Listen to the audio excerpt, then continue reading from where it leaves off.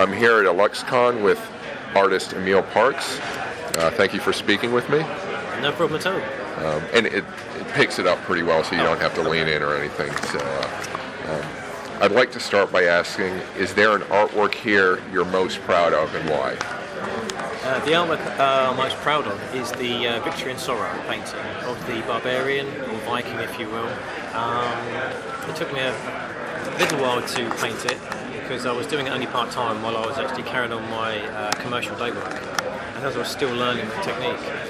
And I feel like once it's out of the studio, it's taken on a new life, because once I got the frame, and it's quite strange really, because when it's in the studio you're sort of working on it, it's just like a work in progress, and then it just feels so different when you're in this environment. You stand back and it's completely finished and you think, oh, I'm quite pleased. Some pictures you stand back and think, didn't quite get it, but okay. That one I was quite pleased with. But you're happy. Yeah. And you said the title again is? Victory and Sorrow. Oh, okay, yeah. I wanted to do a little twist on that one because it wasn't just the regular barbarian or Viking where he's killed all the bad guys and he's standing there saying, I'm number one. The way he's got his head tilted down, it's almost as if he has won the battle, but he's lost so many of his comrades in the process. Yeah. No sort of little just bittersweet twist on that. Yeah, I do notice that emotion there. Yeah. I think it really, it adds to it. It kind of breaks it out. Yeah. So, how do you know when a work is finished? You don't. I've heard somewhere, I think an old master said, no work of art is ever finished, it's just abandoned. And I totally agree with that. See, in commercial illustration, you're forced to finish it. And so many pieces I've completed and sent, I've always wanted to fiddle with it a little bit more and try and titivate it.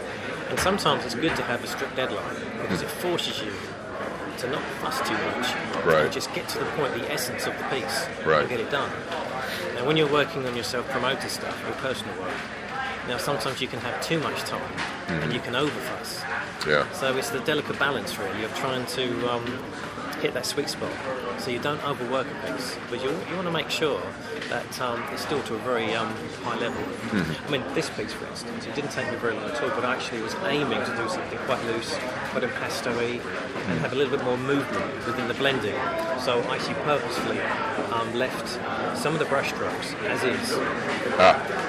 And the title of that piece is Savage. Savage. Yeah. Okay. See, some of the others are a little bit more finished, like the one in the middle called Perseus. I made sure that one was a much more highly finished piece. But even so, I actually was still adding the impasto highlights to give it more presence. See, in illustration, when it's printed, unfortunately that's where it lets it down, because you can't actually see the original, to see all the thick application of paint. But when you see it in the flesh, so to speak, you can really enjoy see all the highlights, and that's what I love. Yeah, I do too. Yeah. I do too. Prints don't always get it. Exactly. Yeah, but, So, what inspires you, or what inspired that particular Victory and Sorrow? Well, as a kid, I was always into like Conan the Barbarian, and the two artists I loved, three artists, was Boris Vallejo, Julie Bell, and Frank Frazetta. Those three artists I thought were absolute masters of what they did, and that really got me hooked on fantasy art in general, really. The science fiction came a bit later, but fantasy art was the main thing that really got me, and I just think it's really carried on through, and I've never really stopped sort of loving that genre, but I've moved over a little bit more to more historical and Greek mythology, which I love as well, because it lends itself to that. So. Me too. Yeah. Okay. What is your most important artist tool? Is there something you can't live without in your studio? It's a tricky one, actually. I think everything has its place, everything has its importance, and you can't really live without one or the other. Like, it's simply the brushes, the canvas, the paint. I think you need the space for inspiration as well, because if you have a studio, which is a little bit confined like mine, especially when you're working on a very large piece, can be a little bit too claustrophobic. So I think a good studio working environment as a whole is very important. Okay. But it's very difficult to pinpoint just one thing. I would say there's many different things, and collectively they all work together. Okay. Is there an element of art you enjoy working with most, and why? Oil. Well, actually graphite as well. I absolutely adore working with oil. It just feels like you're part of history with the old masters. It's the smell of the turpentine, the damar varnish, and the linseed oil. And when you're doing the graphite drawing, it just feels like it's the most raw, naked expression of your talent and your ability. And that's the reason why I try and be as accurate as I possibly can, because I just think this is when you're demonstrating just how good you can be. And with the oil painting, it's just beautiful because you can mix the chalk with the oils, get the thick impastos. Okay. So I used to use acrylic, and that didn't do anything for me quite the same as oil paint. But commercially, acrylic is extremely useful because the airbrushing, you can cut the time down. But of course, that's when you're talking about deadlines. Okay. But if you want to start doing some self-motivated pieces, you can spend a little bit more time building those impastos up and blending. Okay. Now this is, so you can maybe repeat the story you told me before, which is how did you start making art and why do you make art? Okay, well, when I was in my early teens, I discovered the old masters like Velasquez and Caravaggio and Rubens at the National Gallery in London.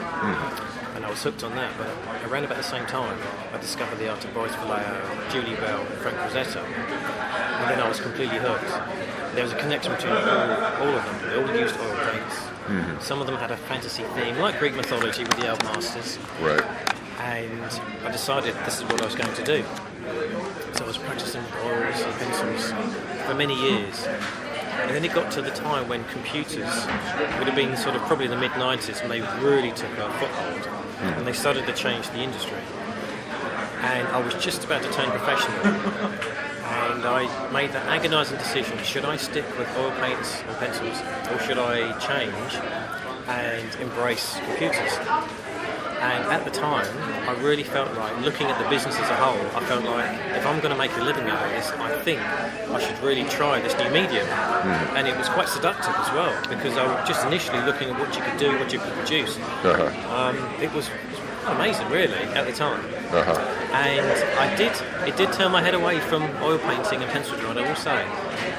And I made a name for myself for about over 20 years, and even now I'm still producing art. But over those years, I just started to have the desire to get back into traditional mediums, and obviously pencil drawing, and getting back to what I used to do all those years ago. So I made the agonising decision to actually start a brand new style with a brand new name, because the work I did with my commercial digital stuff, it looked different. My clients expected something from me, and if I showed them this particular style of work and medium, probably wouldn't sit as well, and they were probably thinking, well, we kind of want a certain type of art from me, and I was producing this, and they may actually probably think, well, it may not work for them. So I thought to myself, it probably is best to actually literally start fresh, new name, new style, and start from the very beginning. Right. But keep my other commercial work going, so nothing's affected. Yeah. And that's a trick. I'm still trying to balance. Okay. But it's been fantastic. I'm absolutely thoroughly enjoying it. It's just balancing the two.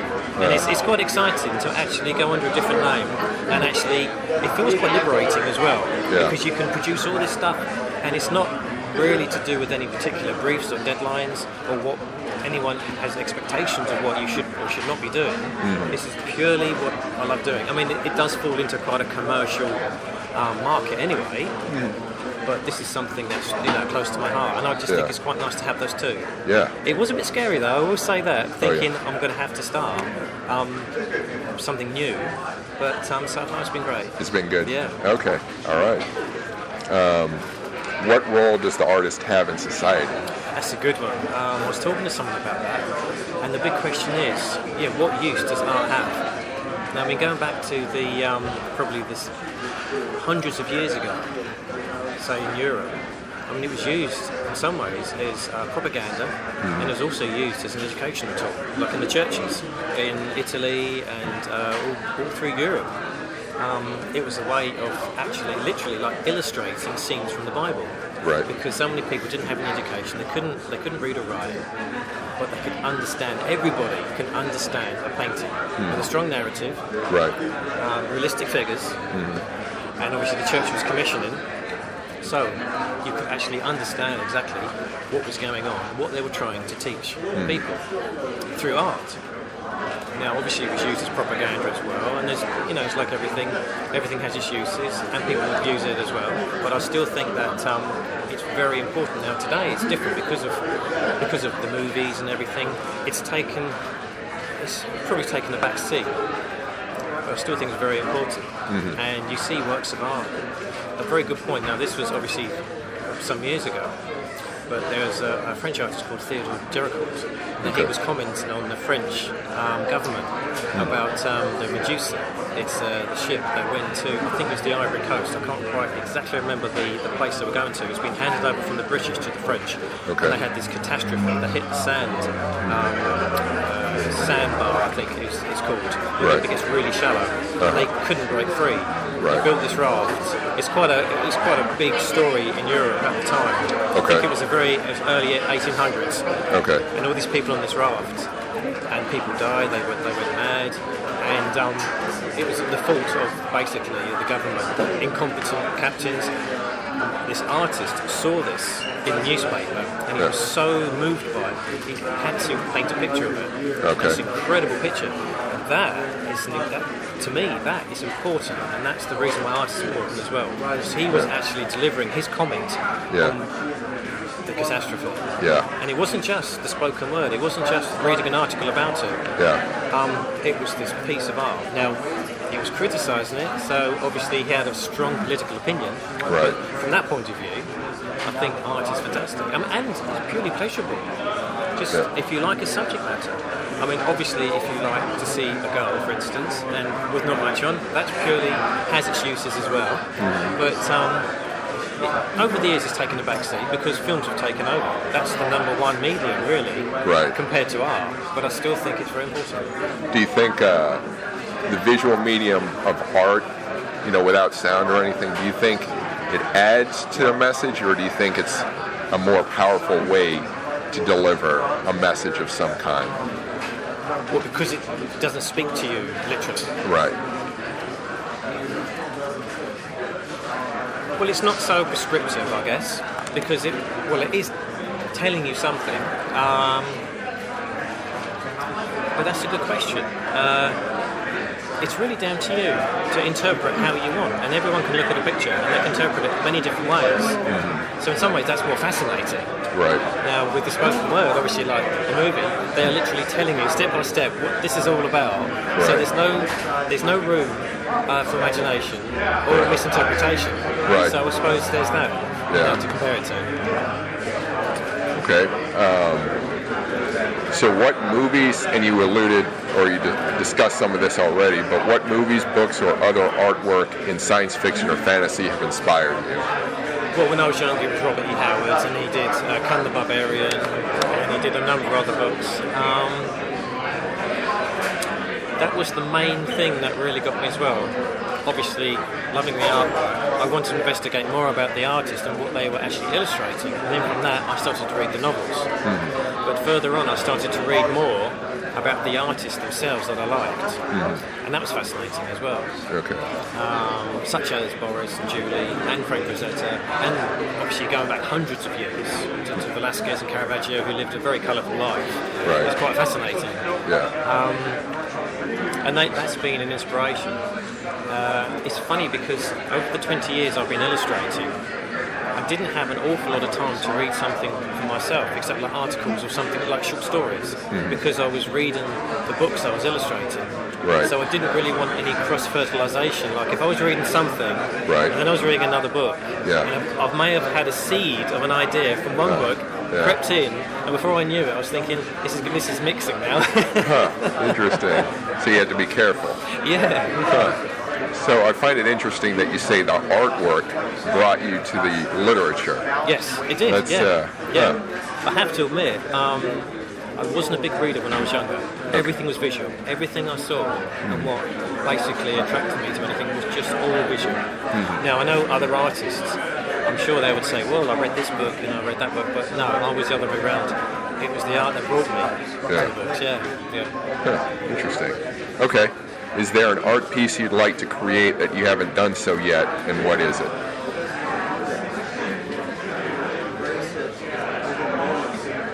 It would have to be something like mythological, something Greek, possibly something biblical, the creation of man, or something very, very dramatic, like what you would see, like Michelangelo would do. Okay. You know, sort of, how would I try and put my spin on it? It's difficult because it's been done before by someone who's pretty good. Okay. But yes, and of course, you know, picking out scenes from some of my favourite books, but I've done that quite a lot. So I think probably going back to like mythology and maybe some scenes from the Bible, because I must admit some of them are so dramatic. Yeah. You know, it's you don't get much bigger than that. Right. Yeah. And it would be in oil, I guess. Absolutely. That piece. Yeah, absolutely. Yeah. Okay. All right. So, any last words? I don't have any other questions. Anything? No, it's just been fantastic to actually be here. It's my first time on a LuxCon, and it was quite daunting, I will say, especially starting this whole new venture, ride venture. Yeah. But I'm absolutely loving it. I really am, and it's inspired me to carry on now even more. Yeah. And you mentioned, I don't know if we got it on tape yet, but that you're across from one of your idols. That's something which I wasn't expecting, and it kind of I was a bit stunned by that, because I was setting up and I spoke to the fantastic Patrick Wilshire, who's organised this with Jeannie, his wife. Right. And I said to him, where am I going to be setting up? It's only just over here. Okay. Looking around, didn't see any other names. Then as I was setting up, I saw a couple of name tags just over there. And I looked, I thought, it's Boris and Julie. So I was like, wow, this is going to be interesting. Yeah. So the opening, I think it was Wednesday night, the grand opening, I was here and they just turned up, and it was quite surreal. It's the first time I actually ever met him. Oh, okay. So yes, and he's a lovely guy. He really is. And Julie's, she's a lovely couple, both of them. Yeah. And the lovely thing is that they actually like my work. Oh, yeah, that's the which best. was quite, it's quite fantastic to hear, I must admit. Yeah, it's beautiful artwork. Oh, thank you very much. Yeah. But I hope to have a lot more, many pieces. Now, I will say I'm going to go in for a lot more bigger pieces as well. Oh, okay. Because I think when you're in an art show, I do like to paint small as well, I must admit. But there's nothing quite like a really grand piece, like a showstopper. Yeah. Which you can have your supporting pieces, but there's something that really grabs you. You can almost just it's like a movie. Yeah. Panoramic, you can just step in. Yeah. Excellent. All right. Well, thank you very much. No, thank you. I appreciate it. Yeah. Please visit chrisalvarez.com for more cool stuff. That's CRISALVAREZ.com. Thanks for listening, and keep imagining the future.